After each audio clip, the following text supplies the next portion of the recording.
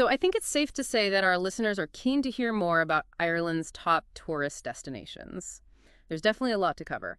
But maybe we could start by looking at what makes a city so attractive to tourists. Well, there are lots of factors. Things like a city's history, the culture, the natural beauty of the surroundings, how easy it is to get around, and of course, the variety of things to see and do. Okay, so let's maybe jump in with Dublin since it's Ireland's capital. It's a pretty busy place, and it's got famous landmarks like Trinity College. Ah, yes. And of course, Trinity College is home to the Book of Kells, one of the most beautiful illuminated manuscripts in the world. Right, absolutely.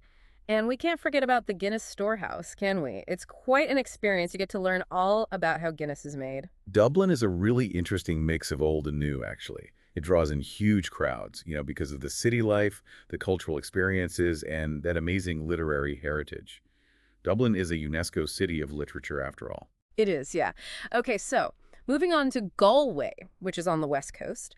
It's known for its lively festivals, and it's a good starting point, isn't it, if you want to visit the cliffs of Moher or Connemara National Park? It is, yes. Galway is a popular choice if you want to experience the wilder side of Ireland. It's a really friendly atmosphere, and the city itself is known for its traditional pubs and music scene.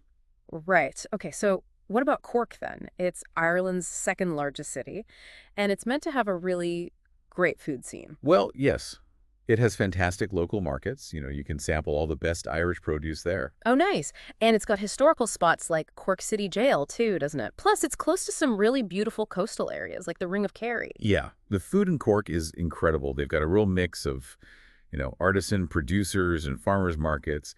And there are lots of really creative chefs who are putting a modern twist on classic dishes. So you'll find really fresh seafood straight from the coast. And they always use the best local ingredients. It's a real foodie adventure. Sounds great. And then we've got Belfast, which is the capital of Northern Ireland. It's an interesting city. It's got a real mix of history, culture, and modern attractions. Yes, you can explore its past, learn about its maritime history, and it has a really cosmopolitan atmosphere. Right. So Belfast is kind of unique in that it offers a different perspective on Ireland, right? You can learn about the Troubles and how the city has developed since then. Exactly.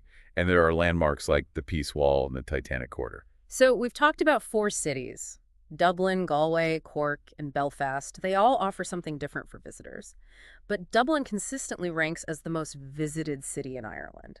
It seems like it's got something for everyone. Why do you think that is? Well, I think Dublin's popularity comes from its blend of historical significance, those modern attractions we talked about, and just a really vibrant culture. And it's really easy to get to, it's a transport hub.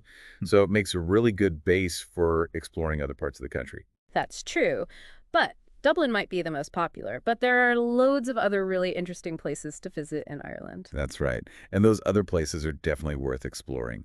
I mean, places like Kilkenny, Donegal, and Dingle, they're all a bit different. They're perfect for travelers who, are looking for something a bit more authentic, something off the beaten track. Yeah, absolutely. So what about Kilkenny then? What's it like? Well, Kilkenny is a medieval city. It has a really charming historical center. Okay. And is there anything worth seeing there? Oh, yeah, definitely. There's Kilkenny Castle, St. Canice's Cathedral, Okay. and there's the Kilkenny Design Center. Oh, right. And what about Donegal? Donegal is a county right up in the northwest of Ireland. Okay. And it's got this, well, it's known for its coastline. It's very rugged, so it's popular with hikers and people who, just love being outdoors. Right, I see. So what kind of things can you see there? Well, you'll find towering sea cliffs, pristine beaches, and some of the most stunning scenery in the country. Sounds amazing. And Dingle, what's that like? Dingle's great. It's on the Dingle Peninsula. Yeah. And, well, it's a really vibrant town. It's known for its traditional music. How nice. And it's got these colorful houses, and it's surrounded by really stunning scenery. So going to these sorts of places, would you say it's a different pace of life to somewhere like Dublin? Oh, definitely. You really get the chance to, well, you connect with the local culture on a much deeper level, I think. I see. Yeah. And there's a real sense of discovery. It's hard to find that in the busier tourist areas. Right. So basically you're saying that anyone planning a trip to Ireland shouldn't just focus on Dublin. They should think about these other destinations too. Definitely. Yeah. I think they might be surprised at what they find. Yeah. I mean, we've always said that Ireland's beauty and allure isn't just in the well-known cities. It's in those lesser-known places too, the Hmm. places that are just waiting to be discovered. And I think that's a great point to mention our Love Ireland newsletter. Oh, yes, good idea. It's a fantastic resource if you're, looking to really explore what Ireland has to offer. It is, yeah, and it's full of, well, insider tips and recommendations that will help you plan your trip.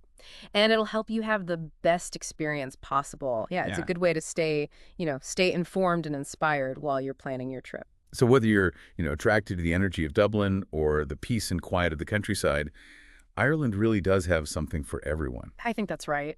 And I think it's important to remember that Ireland's true magic is often found in those unexpected places. So don't be afraid to venture off the well-trodden path. You just never know what you might find. Exactly. So embrace the warmth of the people, the beauty of those landscapes, and the richness of the culture. And I think if you do all that, you're sure to have an unforgettable experience. I think so too.